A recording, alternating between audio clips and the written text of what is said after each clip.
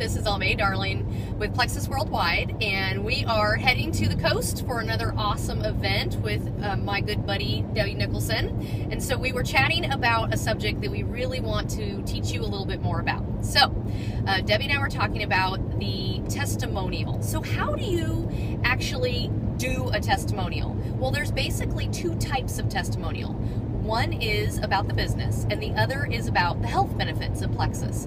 But then, how do you do one at an event? And then how do you then do it with somebody that you know?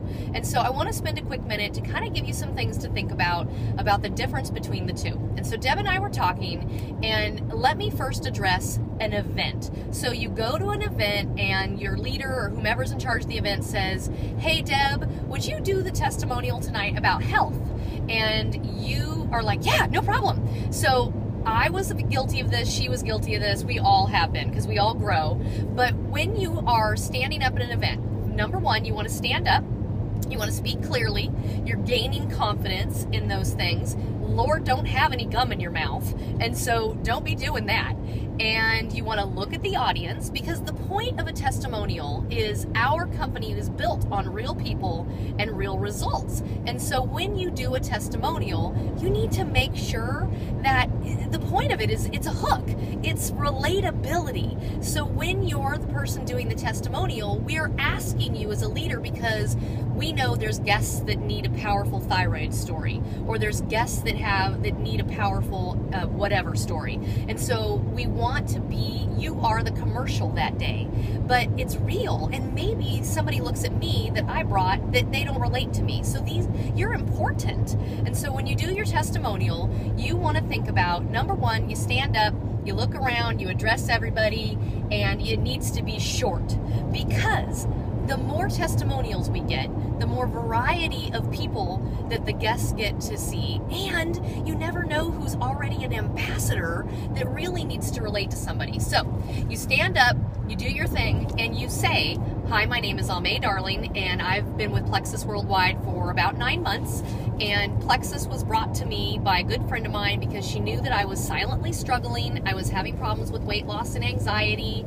and a lot of depression. And Plexus is so simple for me. I love it. It was clean, and I have enjoyed being able to lose weight. I've enjoyed being able to come off all my thyroid meds, my hormone meds."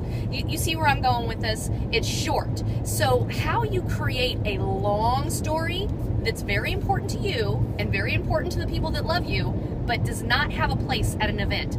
And hear my heart, it's only because you want to pull the gold nuggets out of your story. So what you want to do is write the whole thing down. Go back to your upline, which is probably one of us because you're watching this video, and we will help you pull the nuggets out. Not that your whole story isn't important, but because the gold nuggets are the hook that people will remember and they'll relate to. So when I talk about these things that have happened in my life, I don't need to tell you day 1, day 4, because you guys, you know what? In a guest event, it doesn't matter. So keep it short, keep it simple, look for the gold nuggets, go back and write it all down, highlight the nuggets, and then you're basically creating the long story, and then you're speaking the table of contents. Simple, interesting, done.